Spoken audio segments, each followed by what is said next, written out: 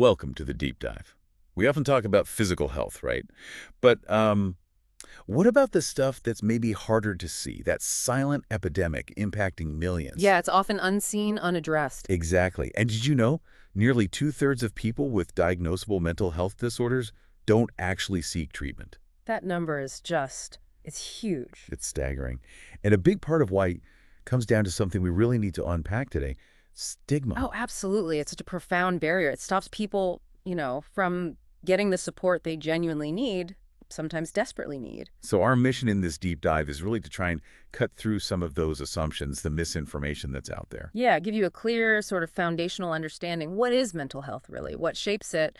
What's being done to foster well-being? We've looked at a pretty comprehensive set of materials on this, and the goal is hopefully to leave you feeling not just informed, but maybe having a few of those aha moments, Yeah, a fresh perspective. So let's start right at the beginning. When we talk about health, it's easy to just think, well, physical body, right? that's the default, isn't it? But the World Health Organization, the WHO, they paint a much richer picture.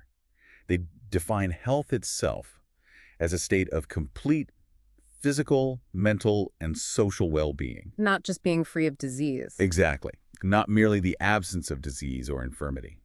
And that's such an important starting point, isn't it? Because it immediately broadens the whole view. It tells us health isn't just about not being sick. Right. It's about flourishing Hmm. holistically. Mm. And the WHO carries that right through to mental health specifically, defining it as a state of well-being where someone realizes their own abilities, Okay. can cope with the normal stresses of life, works productively, and this feels key, actively contributes to their community. That is a powerful definition. It frames mental health not as just the absence of problems, like you said, Right. but as an active capacity, the ability to live a full, functional, contributing life. Which raises a really important distinction for you, the listener. How does that capacity differ from something like, say, a mental illness or a mental disorder? Because those terms get thrown around a lot, often interchangeably. Right, but they're not quite the same thing, are they? No, not really. What I found really eye-opening here was how the definitions kind of layer. The American Psychiatric Association defines mental illness as a health condition involving changes in emotion, thinking, or behavior, or, a mix. And crucially, associated with distress and problems functioning, socially, at work, family life. Yeah. And then mental disorder seems to get even more specific. It does. It's characterized by a clinically significant disturbance. Cognition, emotional regulation, behavior, Yeah. usually linked to noticeable distress or impairment in, well, important areas of life. Okay, so clinically significant is a key difference there. It is. And actually, the term mental health conditions is even broader. It's sort of an umbrella term. Covering what? Mental disorders, yes, but also psychosocial disabilities, things like severe anxiety or depression that might make it really hard to work or engage socially, and other mental states that cause significant distress or risk, like risk of self-harm. So it's definitely not just a simple binary. You have it or you don't. It's way more fluid. Exactly. We should really think about it as a mental health continuum. That continuum. Okay. Yeah, it isn't static at all. You can move along it. It ranges from, say, well-being, Yeah. where maybe you're experiencing stress, sure, but you're coping effectively. No real daily impairment, Right. all the way through emotional problems and then to mental illness, where the distress is pretty significant and it leads to moderate, maybe even severe impairment in daily functioning. And serious mental illness. That specifically causes disabling functional impairment. It substantially interferes with one or more major life activities, like holding a job, maintaining relationships, basic self-care. And this is where it gets really powerful for you listening.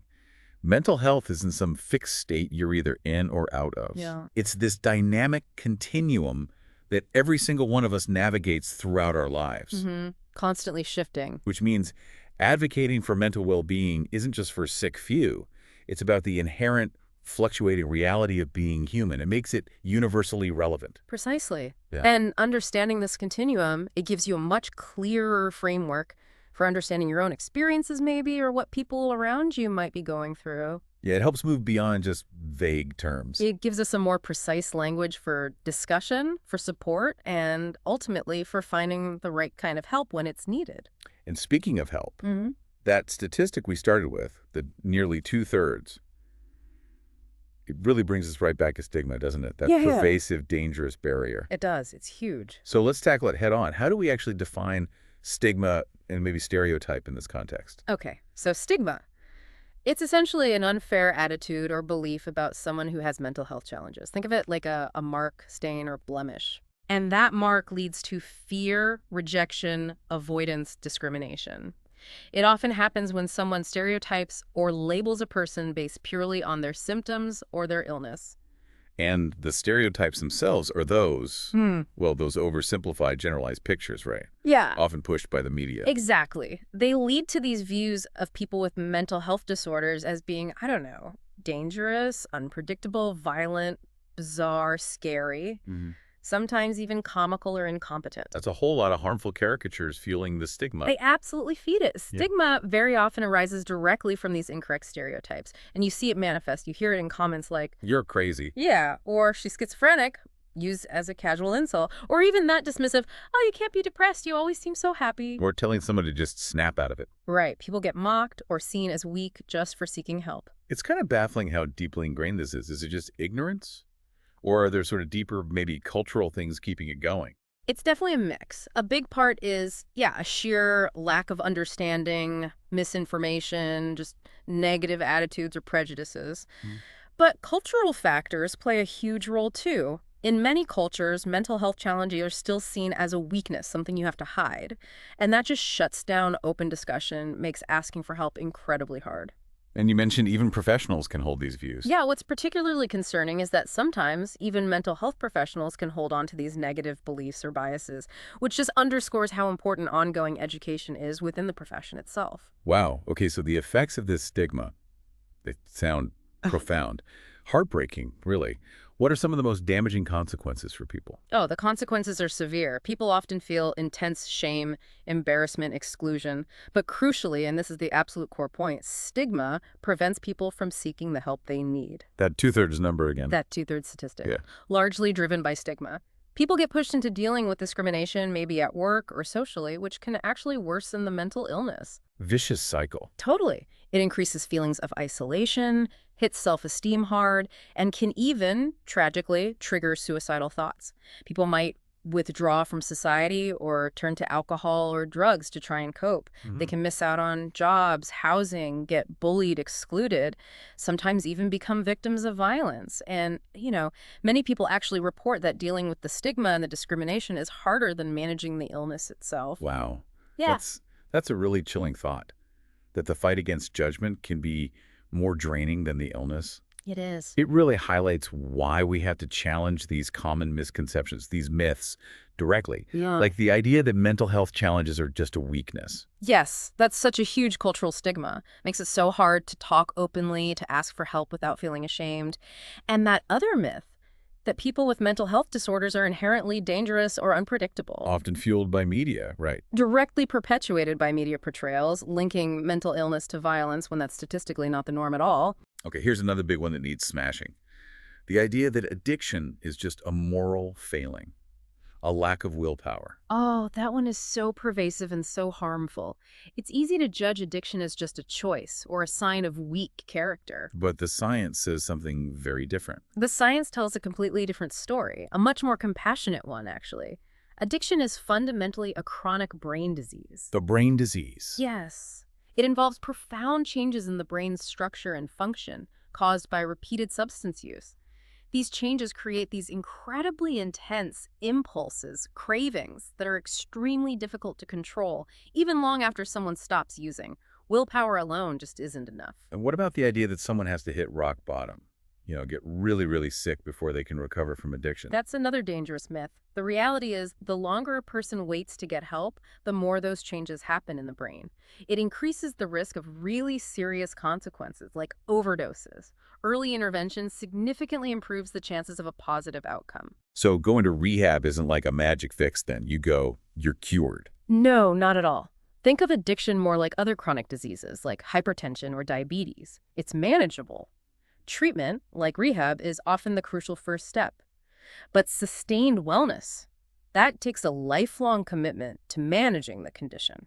Which really highlights why understanding these truths, challenging these negative attitudes, even among professionals, as you said, is just so incredibly vital. Absolutely. So for you listening, how does understanding these myths and the power of stigma actually empower you? Well, it empowers you to challenge them, doesn't it? Both inside your own head, questioning your own assumptions, and in conversations you have with others. By understanding these truths, you can directly contribute to creating a more supportive, informed, and compassionate environment for everyone, starting right where you are. It's so clear that our mental well-being isn't simple. It's not just one thing. It's influenced by this whole dynamic web of factors interacting. That's exactly right. It's truly multifaceted. Right. If we connect this to the bigger picture, you see environmental factors playing a role. Broad societal things like racism, discrimination, poverty, exposure to violence. Sometimes called social determinants of health. Precisely. And then you also have more immediate current stressors, relationship problems, maybe losing a job, big life changes, having a baby, moving house, a death in the family, or even just prolonged stress at work. It all contributes. What I find particularly striking are adverse childhood experiences, ACEs.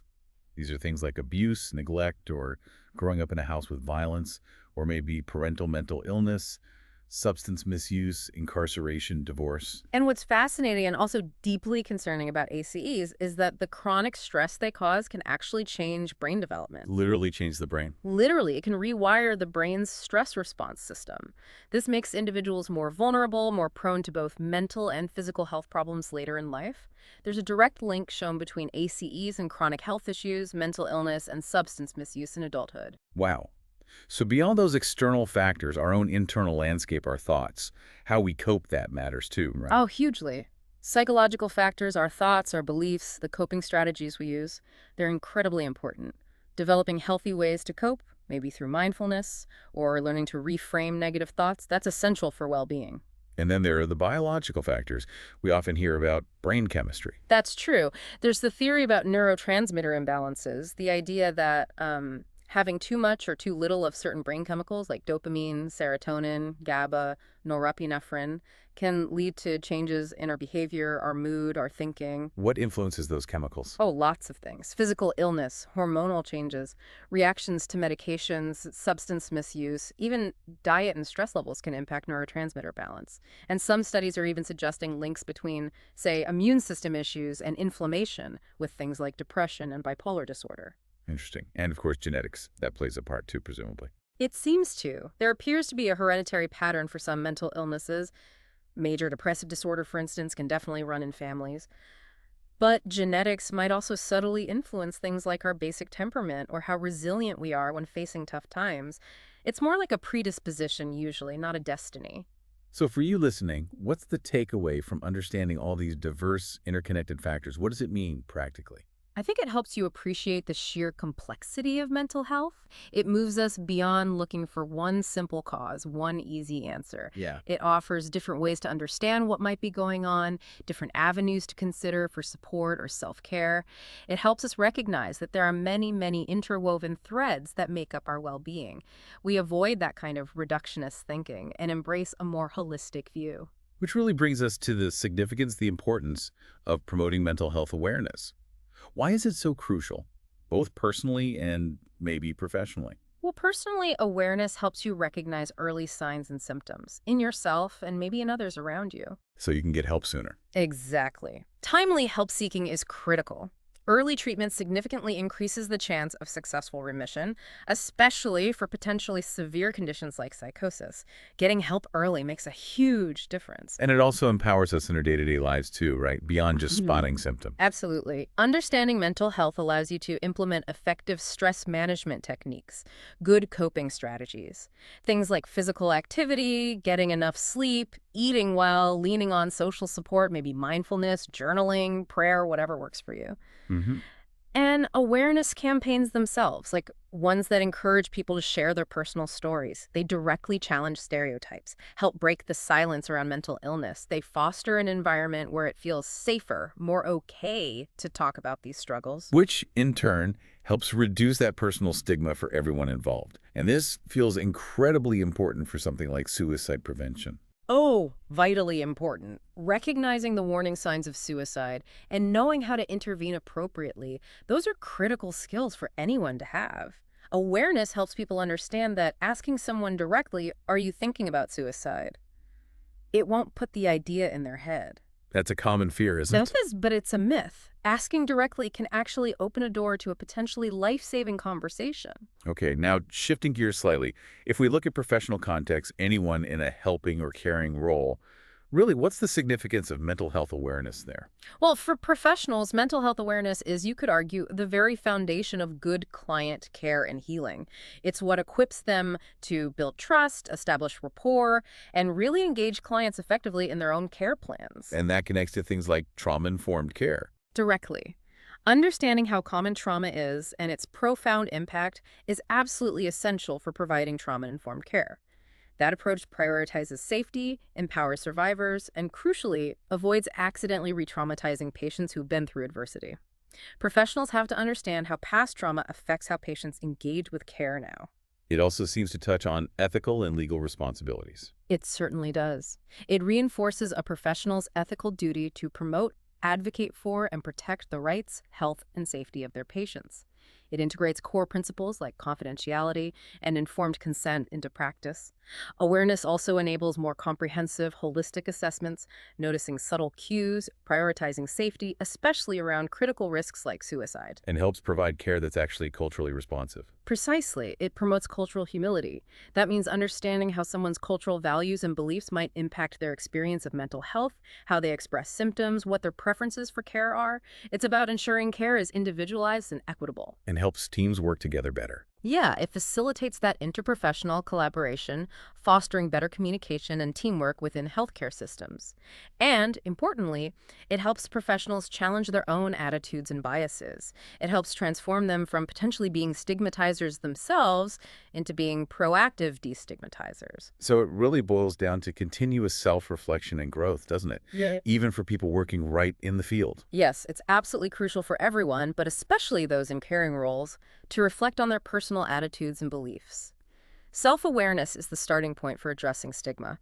Recognizing your own personal history, maybe your own ACEs, can affect how you respond in certain situations, so understanding your own sensitivities is key. And committing to learning more.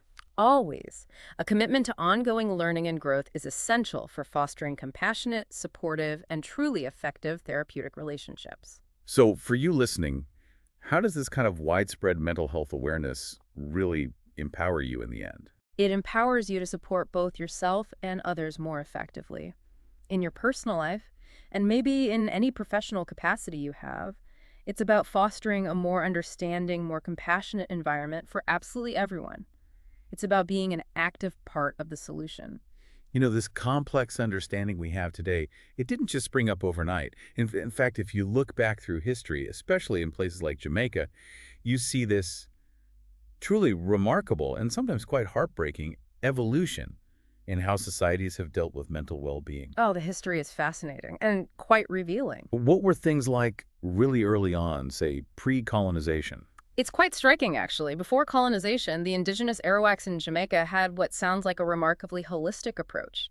They treated people they called lunatics within the community. They used things like healing herbs mixed with food, special ointments, baths, even singing. And records suggest something quite advanced for the time. Yes, records suggest they treated the mentally ill without using physical restraints, which was really quite an advanced concept back then. They were using, primitive attempts at pharmacology and cultural therapies integrated into community life. Then the Spanish arrived, around 1500 to 1650, and it sounds like things changed dramatically. They certainly did. The Spanish brought European methods, which were often characterized by violence and the use of physical restraints.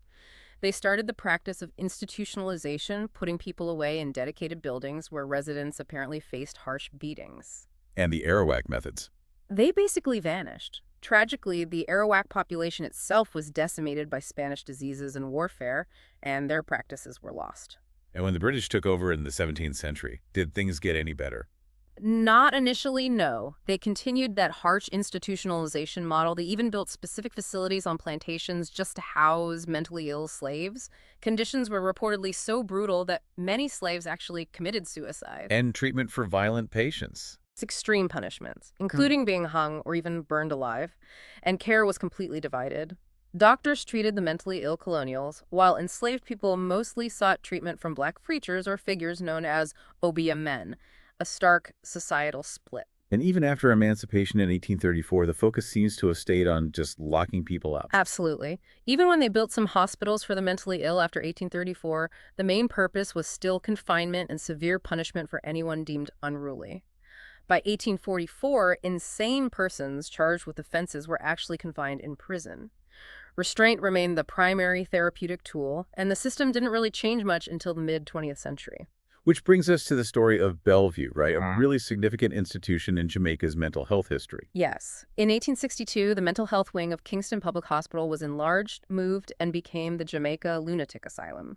In the 1930s, the name changed to Jamaica Mental Hospital, and then in 1946, it was renamed Bellevue. It was designed for long-term inpatient care, massive place, initially over 1,000 beds, spread across more than 40 acres. A huge institution. Yeah. But then came a really pivotal shift, didn't it? The move towards community mental health services. Yes, that was a game changer. In 1963, there was a significant recommendation to develop community mental health services and actually reduce the role and size of these large mental hospitals And they acted on it quickly. remarkably quickly. The very next year, 1964, the first community mental health nurses were trained and deployed, an immediate step forward. Then in 1972, because the need was growing, training for psychiatric nursing aides started with just 22 trainees. Now there are over 400. And this eventually led to a more integrated system, less centralized. Exactly. Over time, further policy changes led to the decentralization of these community mental health services, and they became fully integrated into the main primary healthcare system.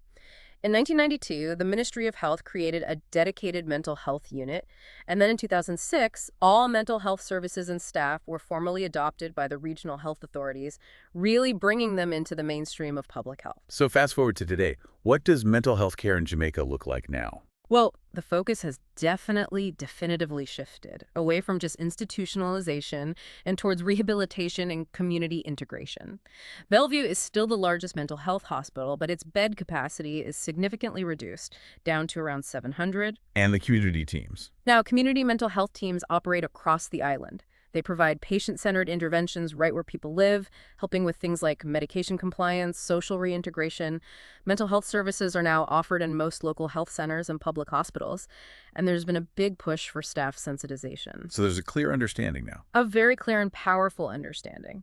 There is no good health without good mental health. That message seems to have really landed. So the real takeaway for you, listening to this history, is just how far things have come. Absolutely.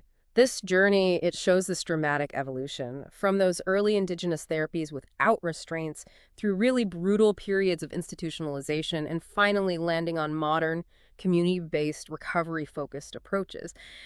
It just underscores how dynamic our understanding is and how advocacy and evolving knowledge can genuinely transform systems for the better. Now, when we talk about modern care, as you said, it's rarely just one person doing everything. It's much more of a collaborative team approach.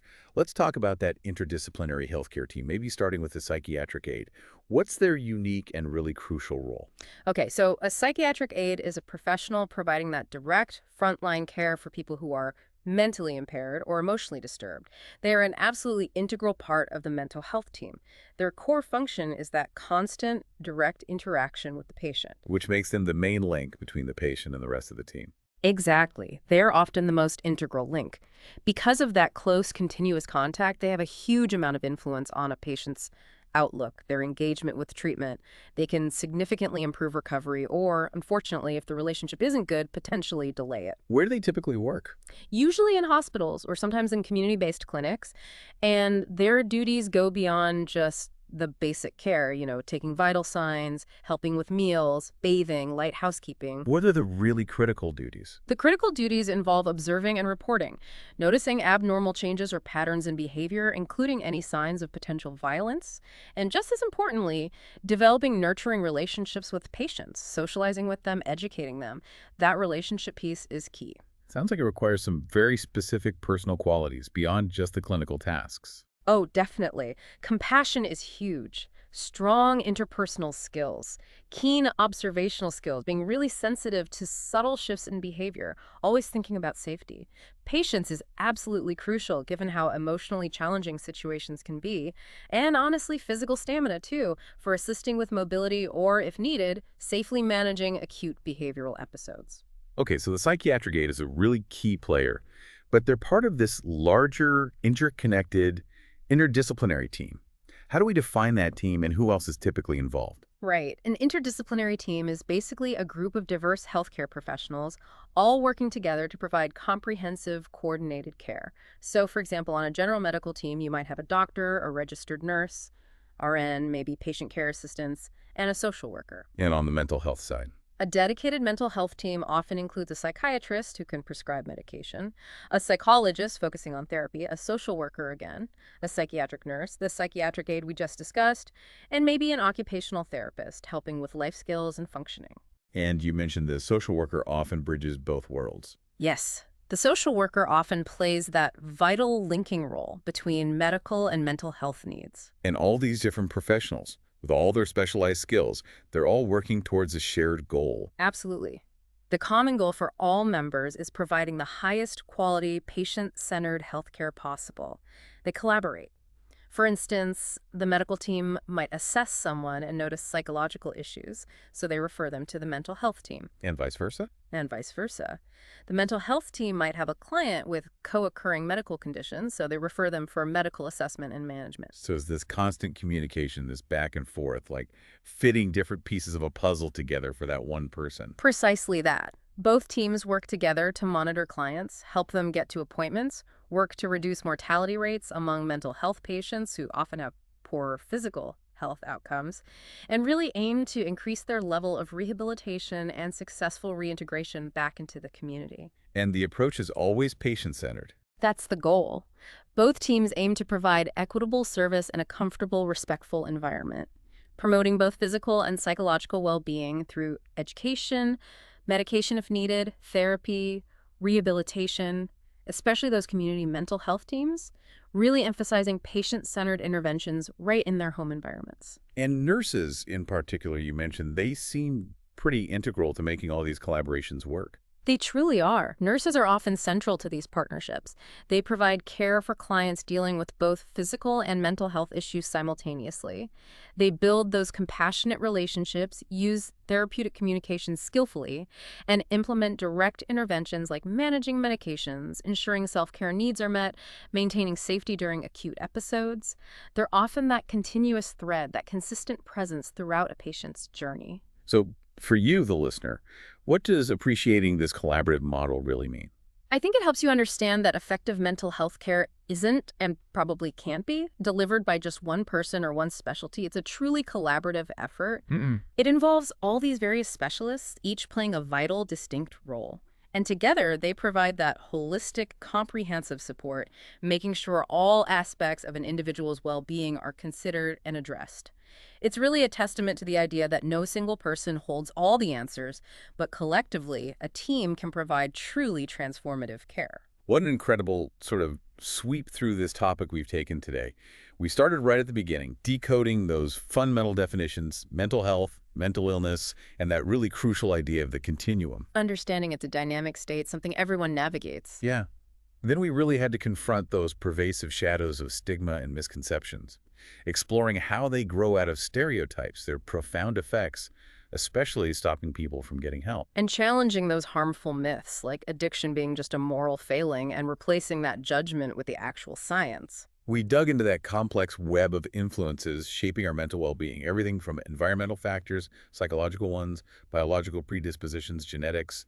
And that significant, often hidden impact of adverse childhood experiences on brain development itself. Then we traced that really dramatic historical evolution of mental health care, using Jamaica as a powerful example, from those surprisingly progressive Arawak approaches. Right, no restraints. Through the really brutal institutionalization under colonial rule, and finally arriving at the modern, community-based, rehabilitation-focused services we see evolving today. Yeah, a huge shift. And finally, we explored the vital role of the interdisciplinary healthcare team, understanding how all those different professionals, from psychiatric aides right through to psychiatrists, collaborate to provide that comprehensive patient-centered care.